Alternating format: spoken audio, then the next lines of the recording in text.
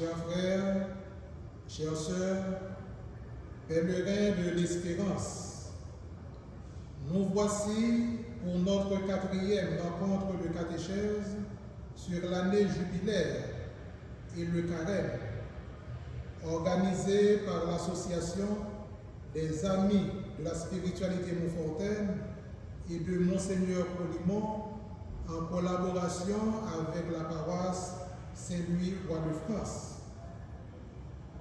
Comme nous aimons le rappeler, cette série de catéchèses a pour but d'accompagner chacun dans une démarche spirituelle concrète afin de vivre pleinement les grâces du jubilé et du temps de carême.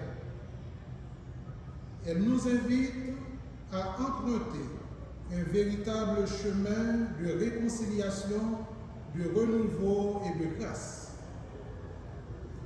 Aujourd'hui, nous approfondirons ensemble un thème essentiel, l'indulgence plénière, un cadeau de miséricorde pour le jubilé.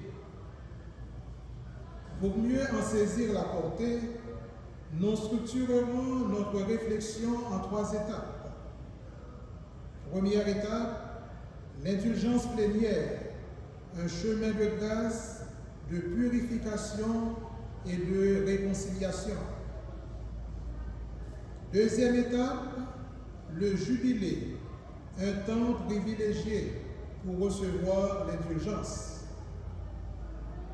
Troisième étape, l'indulgence plénière et la confession, sa pratique durant l'année jubilaire.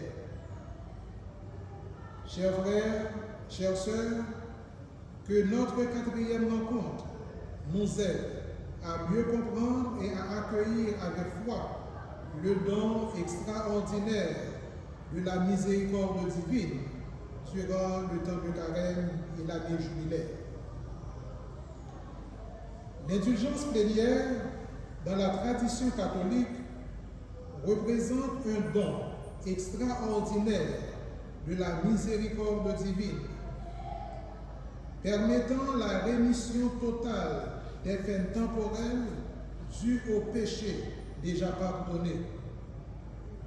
Elle constitue un moyen de purification spirituelle profond et précieux pour le fidèle, l'invitant à une conversion intérieure sincère et à un détachement complet du péché. Si ce don de miséricorde est offert par l'Église dans un cadre précis, plusieurs conditions et pratiques accompagnent son obtention, notamment la confession sacramentelle, la prière et la participation à la communion. Ce système rigoureux est accompagné de règles particulières concernant la fréquence des indulgences, tout en offrant des exceptions en fonction des circonstances, telles que les intentions pour les âmes du purgatoire ou les situations de danger de mort. À travers ces pratiques, l'Église guide les croyants dans leur cheminement spirituel, leur permettant d'expérimenter plus pleinement la réconciliation avec Dieu et la purification de leur cœur. Cette démarche vise ainsi non seulement la sanctification personnelle, mais aussi la solidarité spirituelle envers les défunts, dans un esprit d'amour et de charité chrétienne. Notre première étape est bien l'indulgence plénière, un chemin de grâce, de purification et de réconciliation. Dans le cadre des célébrations du jubilé et du temps liturgique du carême, l'Église invite chaque fidèle à une réflexion profonde sur le mystère de la miséricorde divine. Elle nous rappelle que bien que le péché puisse être pardonné dans le sacrement de la réconciliation, il subsiste souvent une peine temporelle qui exige une purification continue. L'indulgence plénière, en tant que don gracieux de Dieu à travers l'Église, permet de lever cette peine, offrant une chance exceptionnelle de réconciliation totale et de renouveau spirituel. Cette pratique, loin d'être un simple acte ritualisé, nous entraîne dans une expérience transformative de purification, de pardon et de rétablissement. La question importante à se poser, qu'est-ce qu'une indulgence plénière? L'indulgence plénière est la rémission totale de la peine temporelle due pour les péchés déjà pardonnés. Mais qu'est-ce que cette peine temporelle? Lorsqu'un péché est pardonné dans le sacrement de la réconciliation, le péché lui-même est effacé, mais il reste souvent des conséquences spirituelles, des séquelles de ce péché qui peuvent nous éloigner de Dieu. Ces conséquences peuvent se manifester sous forme de manque de paix intérieure, de désordre dans nos relations avec Dieu et avec notre prochain, ou même d'une inclination persistante vers le péché. L'indulgence plénière, par la grâce de Dieu, permet de surmonter cette peine en purifiant totalement l'âme, restaurée dans sa relation avec Dieu. L'indulgence plénière n'annule pas simplement les conséquences visibles du péché, mais nous invite à une véritable conversion du cœur. Elle est un appel à une réconciliation plus profonde avec Dieu, à un abandon complet de l'amour-propre et des désirs de notre nature pécheresse. L'indulgence plénière n'est donc pas une récompense que nous gagnons par nos efforts, mais un cadeau gratuit offert par la miséricorde divine, par l'intermédiaire de l'Église, qui nous permet de vivre pleinement la grâce du pardon. L'indulgence plénière repose sur la communion des saints. L'Église, en tant que corps du Christ, ne vit pas de manière isolée.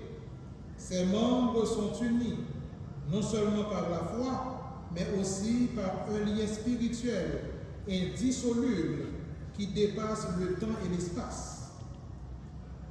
Les saints, les anges et même les défunts qui sont en attente de purification dans le purgatoire participent à cette communion.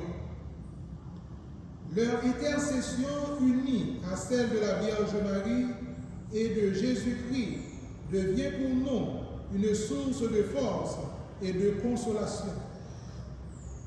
Ainsi, l'indulgence est aussi un moyen de se rappeler que notre salut n'est pas uniquement individuel, mais qu'il se vit dans le corps mystique de l'Église. L'Église, en tant que dispensée des trésors spirituels de la grâce, nous offre donc l'indulgence pour nous permettre de bénéficier de cette immense richesse de prière, de mérite et de sainteté qui transcende notre propre histoire et nous relie à la grande famille des croyants. Pour que l'indulgence plénière soit pleinement efficace, il existe plusieurs conditions que le croyant doit remplir avec une sincérité profonde. Première condition est la confession sacramentelle. Deuxième condition, la communion eucharistique. Troisième condition, la prière pour les intentions du Saint-Père. Première condition, la confession sacramentelle. Il est impératif d'être en état de grâce, c'est-à-dire d'avoir reçu le pardon des péchés à travers le sacrement de réconciliation. On ne peut pas parler d'indulgence plénière sans d'abord parler de la confession sacramentelle. Cette démarche n'est pas simplement un acte extérieur, mais un acte intérieur de repentance, où le cœur se tourne vers Dieu pour demander miséricorde. Deuxième condition, la communion eucharistique. Pour participer à la messe et recevoir l'Eucharistie est un acte de communion avec le Christ, source de toute grâce. C'est en recevant le corps du Christ que nous sommes nourris spirituellement et renforcés dans notre désir de purifier notre vie. Troisième condition, la prière pour les intentions du Saint-Père. En priant pour les intentions du pape, nous manifestons notre union avec l'Église universelle, notre adhésion à sa mission et notre participation à sa prière. Cette prière exprime un désir de solidarité avec toute l'humanité et surtout avec ceux qui souffrent. Il est important de souligner qu'une attitude de cœur sincère, détachée de toute affection du péché, est également requise. Ce n'est pas simplement un acte mécanique, mais une conversion de tout l'être vers la pureté du cœur et l'amour de Dieu. L'indulgence plénière, nous devons le reconnaître, elle est une pratique ancienne de réconciliation. L'indulgence trouve ses racines dans les premiers siècles du christianisme. Dès les premiers temps de l'Église, les pénitences étaient un moyen par lequel les croyants ayant péché gravement pouvaient être réintégrés dans la communauté chrétienne après une période de purification. Les premiers chrétiens faisaient ainsi l'expérience de la miséricorde divine, qui n'était pas seulement une rémission des péchés, mais aussi une véritable guérison du cœur et de l'âme. Au Moyen-Âge, l'Église a institué des formes particulières d'indulgence liées à des pèlerinages, à la construction d'églises ou à des œuvres de charité. Cependant, le mauvais usage de cette pratique au fil des siècles, notamment avec l'exploitation mercantile des indulgences au XVIe siècle, a conduit à une réforme importante, notamment au Concile de Trente. Ce concile a réaffirmé que l'indulgence ne pouvait être acquise que par un acte sincère de conversion et de pénitence, et non par un simple acte extérieur. L'indulgence est ainsi redevenue un moyen de purification intérieure, un appel à se libérer des conséquences du péché et à se réconcilier avec Dieu dans une véritable contrition du cœur. Le carême, période liturgique de pénitence et de purification, est particulièrement propice à la réception de l'indulgence plénière. C'est un temps où les chrétiens sont appelés à se recentrer sur Dieu, à prier et à jeûner à faire des œuvres de charité. Le carême n'est pas seulement une période de souffrance, mais un chemin de purification et de transformation intérieure, où chaque croyant est invité à se réconcilier avec Dieu et avec son prochain. L'indulgence devient alors un moyen de vivre pleinement ce temps de conversion en recevant la grâce de la rémission des peines temporelles qui découlent du péché. De même, le jubilé est un moment exceptionnel dans la vie de l'Église où la miséricorde de Dieu est d'autant plus visible. Les pèlerinages, les prières spéciales et les actes de dévotion accomplis au cours de cette période permettent aux fidèles d'accéder à l'indulgence plénière, d'entrer dans une relation plus intime avec Dieu et de renouveler leur engagement à vivre selon l'Évangile. Témoignage de grâce et de transformation. Disons que de nombreux témoins de l'indulgence plénière racontent comment cette pratique a profondément transformé leur vie spirituelle. Un pèlerinage, une confession sincère, la participation à la messe et la prière pour le pape.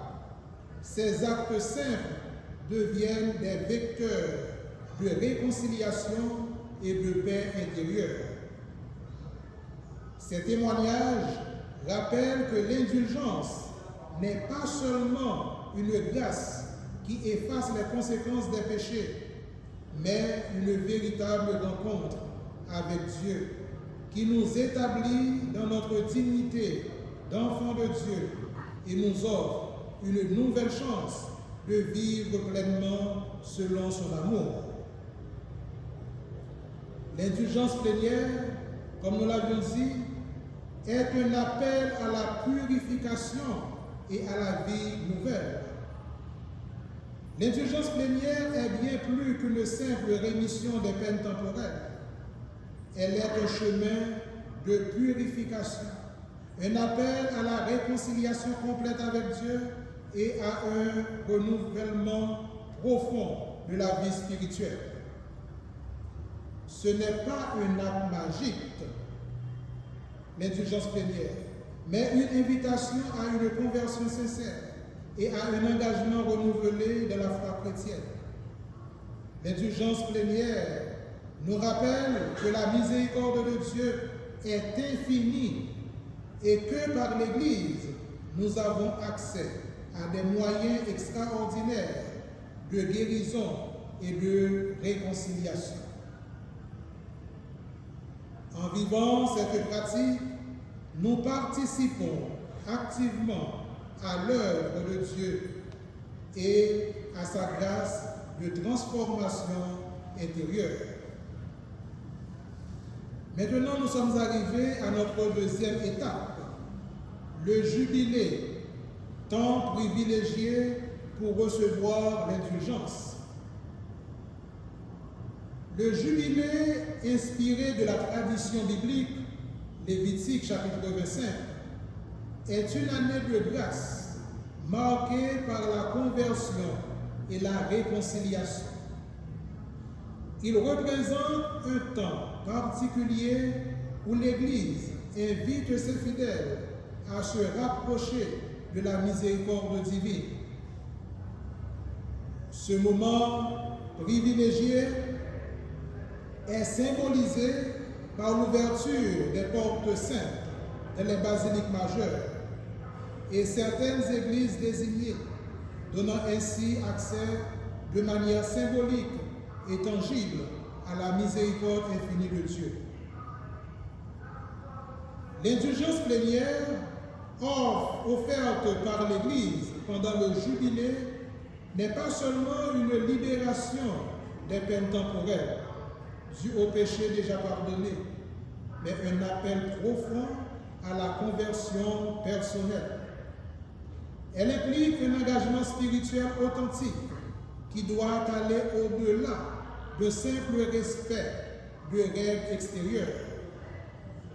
Elle sollicite un véritable retournement du cœur, un désir sincère de purification et de sanctification.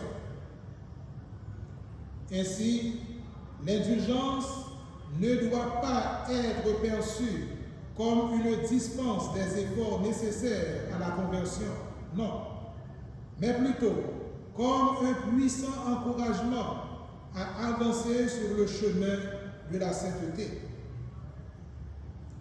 Elle incite les fidèles à approfondir leur vie spirituelle à travers des œuvres de miséricorde, tout en cultivant une prière plus intense et une attention accrue aux besoins des autres. Ce n'est pas un acte mécanique, mais une invitation à s'engager pleinement dans la vie chrétienne. L'indulgence est un acte personnel de conversion. L'indulgence plénière ne peut être reçue qu'à condition que le fidèle manifeste une intention explicite et consciente de la recevoir.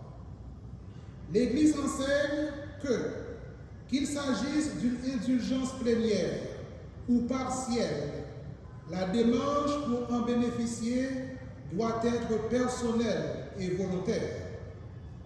Ce n'est pas un acte qui s'obtient passivement. Il exige un engagement actif et une disposition intérieure à se laisser transformer par la grâce divine. Il existe une seule exception à ce principe. L'indulgence plénière peut être accordée in articulo mortis, c'est-à-dire au moment de la mort, lorsque la personne, en raison de son état, ne peut accomplir les actes requis. Cependant, cette indulgence est accordée sous la condition que la personne ait vécu dans une disposition de foi et de repentance avant ce moment. L'Église supplée alors aux conditions externes si l'âme est disposée à recevoir la miséricorde divine. L'indulgence et la charité pour les âmes du purgatoire. Une particularité de l'indulgence plénière réside dans sa possibilité d'être appliquée aux âmes du purgatoire, tandis que les vivants peuvent recevoir une indulgence en accomplissant les actes prescrits. Les âmes du purgatoire ne peuvent plus prier pour elles-mêmes. Dans ce cas, les fidèles vivants peuvent offrir leur indulgence pour leur salut en accomplissant des prières ou des œuvres de charité en leur faveur. Toutefois, l'indulgence plénière ne peut jamais être appliquée pour une personne vivante sans son consentement. Chaque fidèle est responsable de son propre chemin spirituel et doit prendre la décision en toute liberté d'accomplir les actes nécessaires pour en bénéficier. En revanche, les âmes du purgatoire, dans la communion des saints, peuvent recevoir l'aide des prières et des indulgences des vivants. Au-delà de la rémission des peines temporelles, l'indulgence plénière est un puissant appel à une vie spirituelle plus profonde et plus engagée. Elle rappelle aux croyants que le pardon de Dieu ne supprime pas la nécessité de la réparation et de la purification. En effet, L'indulgence n'est pas une simple exonération des conséquences du péché, mais une participation active à l'œuvre de salut du Christ, qui invite chacun à se rapprocher de Dieu, à vivre selon sa volonté et à tendre vers la sainteté. Voyons l'indulgence et la doctrine des saints. De nombreux saints ont souligné l'importance de l'indulgence plénière dans la vie chrétienne. Saint François d'Assise, par exemple, a obtenu du pape Honorius III l'indulgence du pardon d'Assise, accessible à tous ceux qui visitaient la chapelle de la Pensiocule avec un cœur sincère. Cette indulgence marque l'idée que la miséricorde de Dieu est un don accessible à tous, à condition de se présenter devant lui dans un esprit de repentance authentique. Nous avons comme autre figure Sainte Thérèse d'Avila, mystique et réformatrice du Carmel.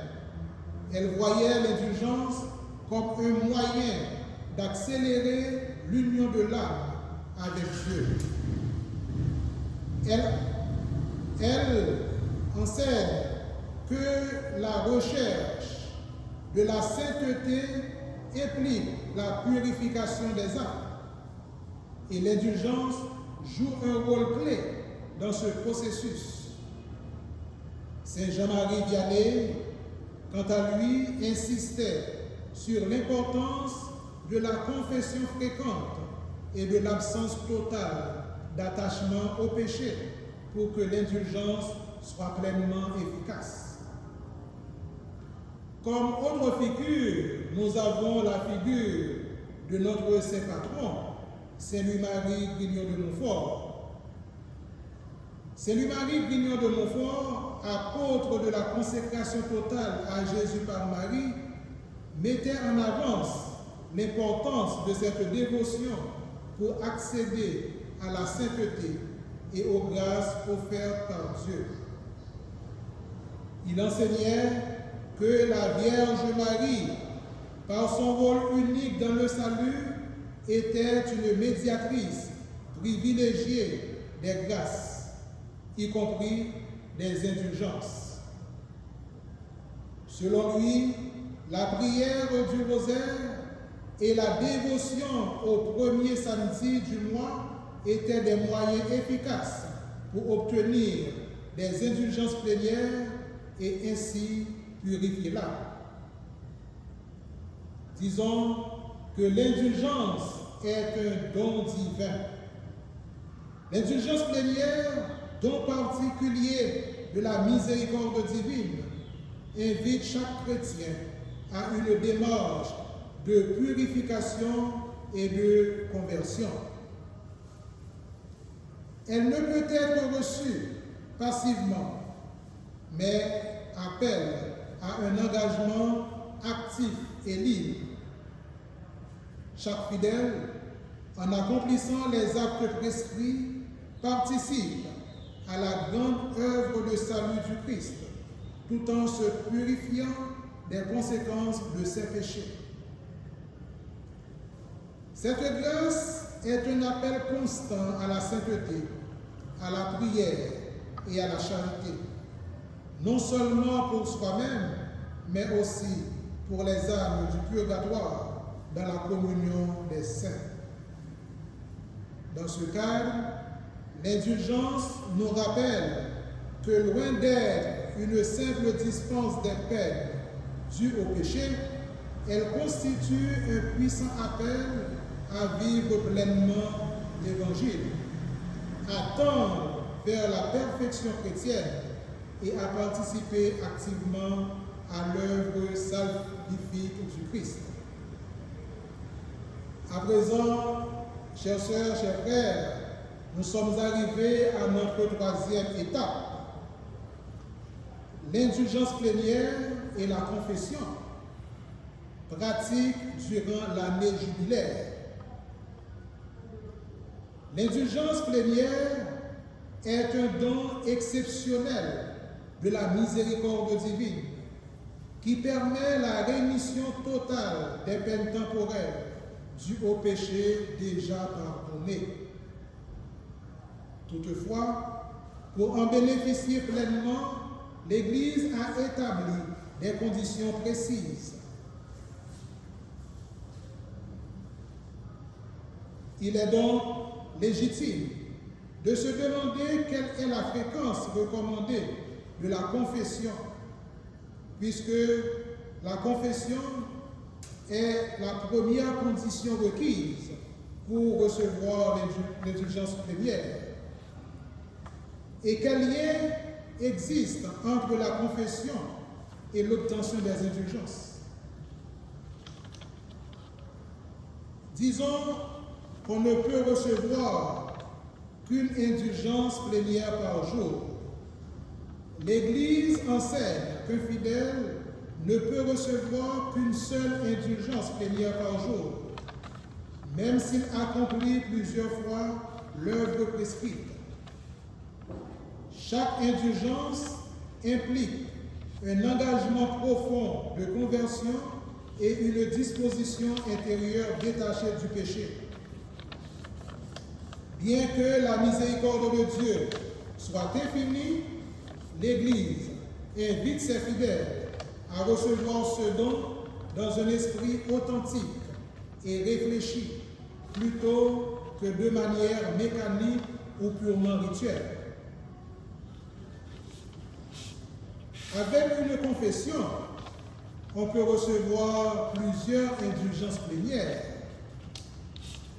Une confession bien vécue peut permettre d'obtenir plusieurs indulgences plénières sans qu'il soit nécessaire de se confesser quotidiennement, à condition de rester en état de grâce. En effet, une confession sacramentelle valide peut être valable pour plusieurs jours, alors pour plusieurs indulgences plénières. L'Église n'exige pas une confession quotidienne pour recevoir une indulgence plénière. Cependant, en cas de péché mortel, une confession est indispensable avant de pouvoir bénéficier à nouveau de l'indulgence plénière. Alors, on peut se demander comment recevoir la confession. On peut faire des questions sur la périodicité recommandée de la confession. Si une personne voudrait recevoir l'indulgence plénière chaque jour, alors comment devrait être la périodicité de la confession? Bien que l'Église ne fixe pas de délai prescrit, il est recommandé de se confesser au moins une fois toutes les 2 semaines pour ceux qui désirent obtenir fréquemment l'indulgence plénière. Cette régularité garantit une purification continue du cœur et un renouvellement spirituel constant. De nombreux saints et papes encouragent une confession fréquente, même en l'absence de péché grave, afin de progresser sur le chemin de la sainteté. Il est important de se détacher du péché pendant le temps de l'indulgence plénière. Au-delà des gestes extérieurs, l'Église souligne une condition intérieure essentielle, le détachement total du péché, même véniel. Sans cette disposition intérieure, l'indulgence plénière ne peut être pleinement accordée. Le fidèle doit cultiver l'intention sincère de se détacher de tous ceux qui éloignent de Dieu, cherchant à garantir la sainteté. L'indulgence plénière est un puissant moyen de purification et de croissance spirituelle offert à tous les fidèles. Bien qu'une seule indulgence puisse être obtenue par jour, une confession sacramentelle peut suffire pour plusieurs jours, tant que l'on demeure en état de grâce. La régularité de la confession, la communion fréquente et une vie de prière profonde sont des voies qui permettent de bénéficier pleinement de cette grâce spirituelle en cultivant une union toujours plus grande avec Dieu. Voyons l'obtention de plusieurs indulgences en une journée, conditions et exceptions. L'indulgence est un don précieux de la miséricorde divine, permettant la rémission des peines temporelles dues au péché pardonné. Et nous savons que la miséricorde divine est infinie. Si l'Église fixe des règles pour leur obtention, elle prévoit également des exceptions dans des circonstances particulières. Il est donc légitime de se demander combien d'indulgences un fidèle peut obtenir en une seule journée et dans quelles conditions. Comme nous l'avions dit, on ne peut recevoir qu'une indulgence plénière par jour, mais il y a également une exception. L'Église enseigne qu'un fidèle ne peut recevoir qu'une seule indulgence plénière, même s'il accomplit plusieurs œuvres prescrites.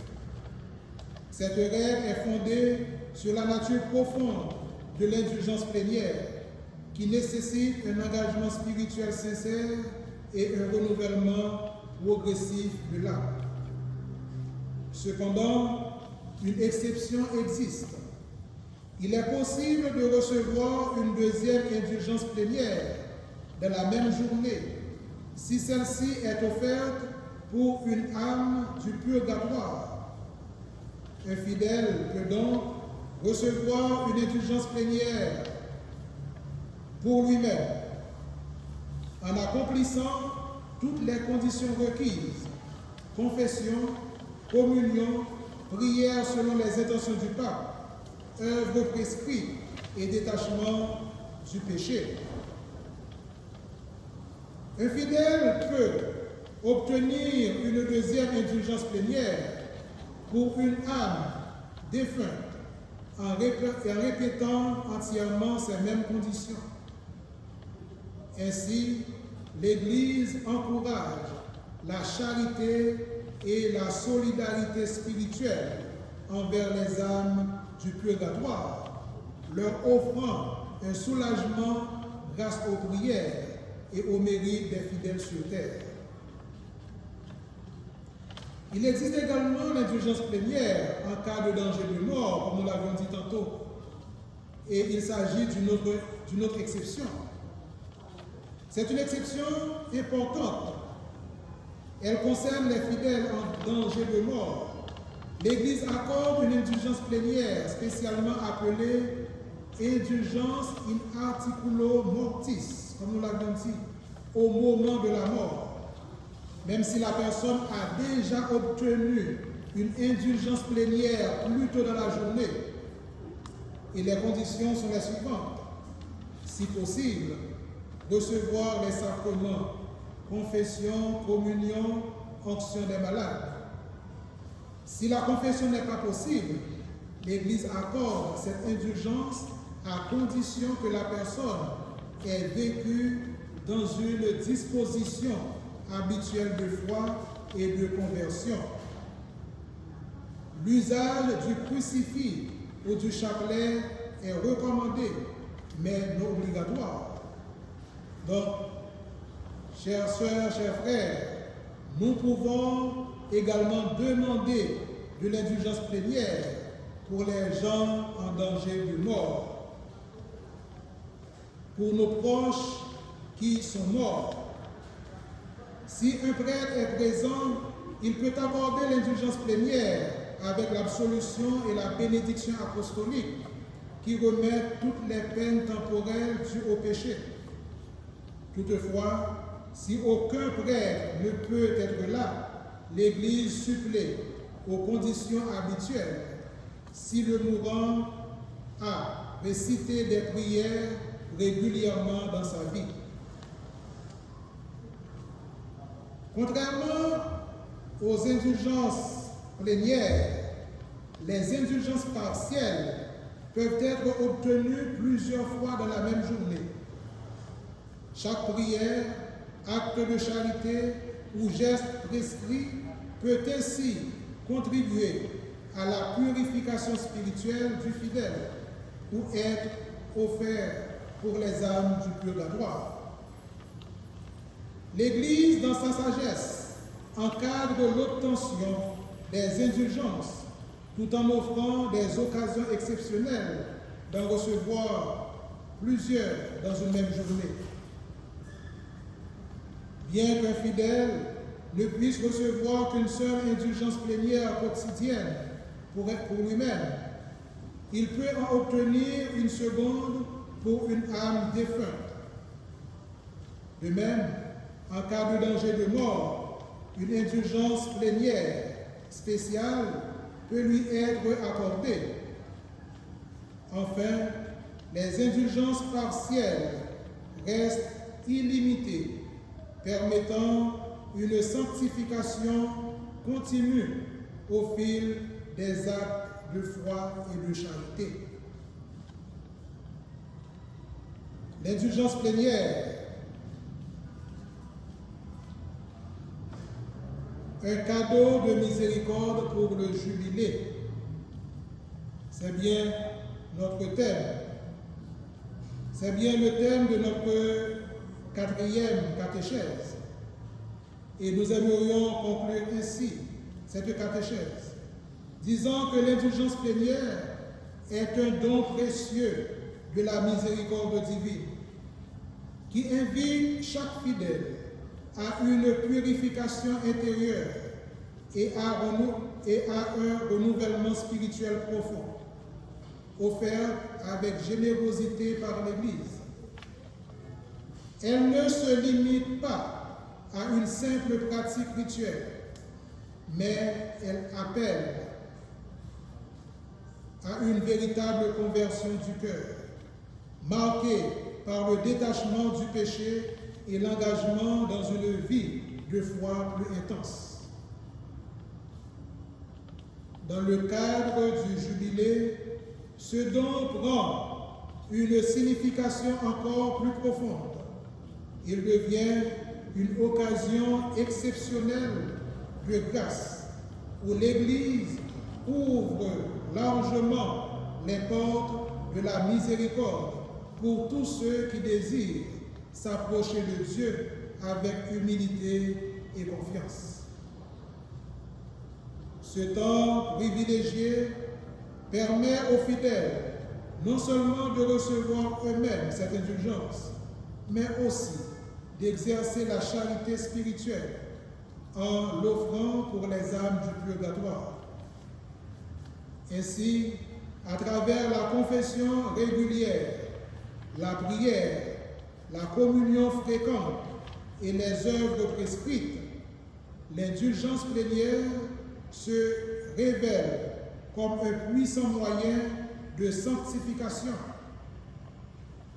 Dans cette dynamique jubilaire, elle rappelle à chacun l'infinie bonté de Dieu et l'appel universel à la sainteté, en encourageant un chemin de foi où la grâce divine agit avec abondance et miséricorde. Chères sœurs, chers frères, que cette année jubilaire soit pour nous tous un temps de renouveau spirituel, de paix intérieure et de croissance dans l'amour de Dieu, afin que chacun puisse goûter pleinement à la joie de sa miséricorde infinie.